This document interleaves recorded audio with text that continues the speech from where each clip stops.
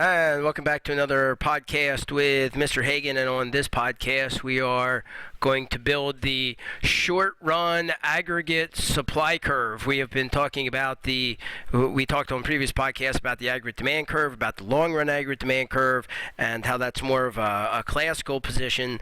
And now we're going to build the short-run aggregate supply curve to help us further understand how things work in the economy, in the macroeconomy, in the short run. So to do this, first of all, over here, we're going to label our graph here. This is going to be the gross domestic product, the real gross domestic product on the horizontal axis.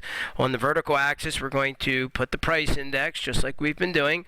And this upward sloping curve is going to be the short run aggregate supply curve. That is the short run aggregate supply curve. And I'm saying right now that it's upward sloping, but I need to prove that. I need to prove that that's true. And I'm going to do that in two ways. I have here three reasons.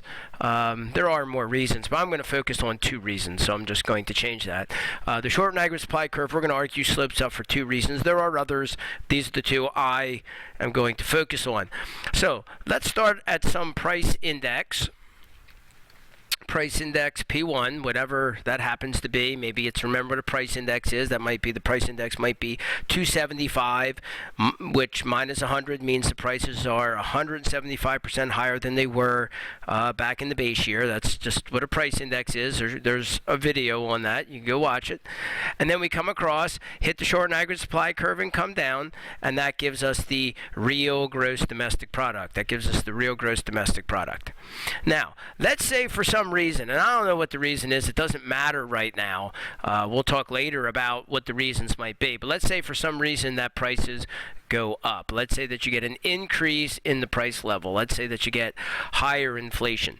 Well, my claim is that that higher price level in the short run will lead to a higher gross domestic product in the short run. That's my claim, and I've got to prove that that's true. At least if not prove, I have to give some argumentation as to why you might want to believe that.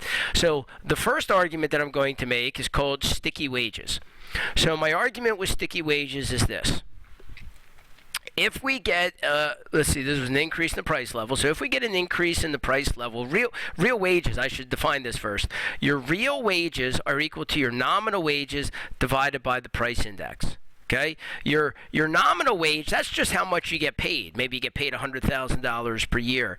Then that, if you get paid $100,000 a year, that would be your nominal wage. That's just how much you get paid in money. Your real wage is your real ability to afford goods and services with that nominal wage. So if you make $100,000 a year, but the price of everything in society doubles, then and you still make $100,000 a year, then your real wage has been cut in half. Your real ability to buy goods and services has been cut in half. So maybe you made $100,000 a year, and now the prices of houses have doubled, the prices of cars have doubled, the price of food has doubled, the price of going to the doctor has doubled. That $100,000 just is not going to buy you as much as it did before. So your nominal wage stayed the same, but your real wage went down. And that's going to be the key to our argument here. The nominal wage, we're going to argue, tends to be sticky. So this bar over top means doesn't change in the short run. And that's the key to this argument. Sticky wages. Wages are sticky in the short run. In the short run, wages are sticky. The nominal wages are sticky. They tend not to change very quickly. So if you get an increase in inflation, if you get an increase in prices, and nominal wages do not change, if nominal wages stay fixed, then that means that your real wage is going to decline. Your real wage is going to decline. So here comes the argument. If you get an increase in inflation, which was the example that I gave over here on the graph, if you get an increase in inflation, then that's going to cause real wages, since nominal wages are sticky in the short run. In the long run, these will adjust, but in the short run, they do not. So if prices rise, then that's going to cause real wages to decline. That's going to cause real wages to decline. And if real wages go down, then that means that firms companies, firms will be willing to hire more people. Firms will hire more workers. They'd be willing to hire more workers, more labor. And if they hire more workers, then that means that they're going to increase production. That means they're going to increase production. And so that means that the gross domestic product is going to go up. And notice this, we have just violated the classical dichotomy, monetary neutrality. The classical dichotomy or monetary neutrality says that a nominal variable cannot change a real variable. A nominal variable cannot change a real variable, and in fact it did.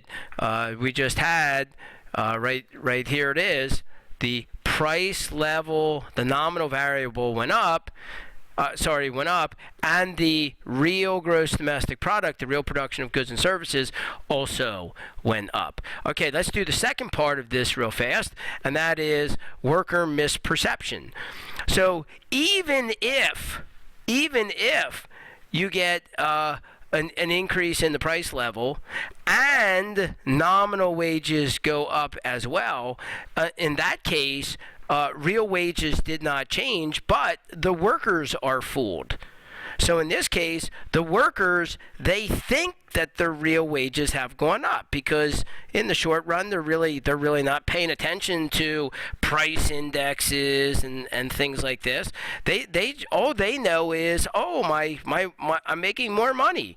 My nominal wages went up, and they're not really comparing that to, the cost of Rice Krispies in the grocery store or something like that. So their nominal wage goes up. If their nominal wage goes up, then they think their real wage went up. They think that they're making more money, and so as a result of that, they're going to be willing to work more. They're going to try to work more. So if you get an increase, the argument in this case is if you get an increase in the price level, and if nominal wages are not sticky, then you will get an increase in the nominal wages as well.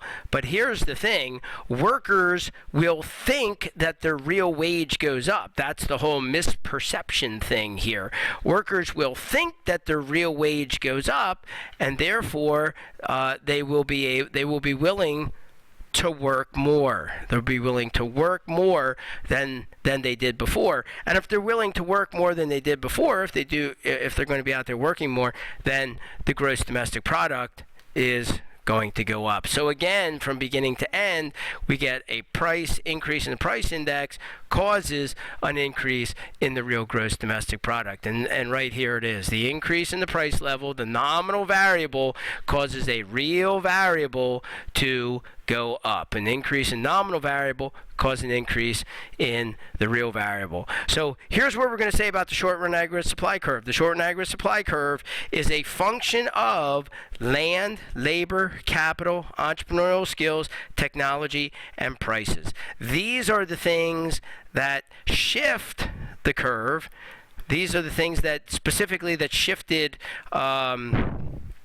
these are the things that shifted the long-run aggregate supply, okay? And then this last thing here, this P, this is the thing that caused us to move along. This caused us to move along the short-run aggregate supply, moved along the short-run aggregate supply, and on some future videos we'll talk about what are the other things that cause a shift in the short-run aggregate supply curve. I don't have those on here at the moment. Well, I kind of do, but I'll be more explicit about it on a future video. So big idea here, changes in a nominal variable price level will change a real variable, real gross domestic product in the short run.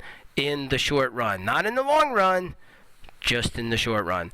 All right, thanks. This has been Mr. Hagan on another podcast. Thanks for joining me, and we'll see you on the next podcast.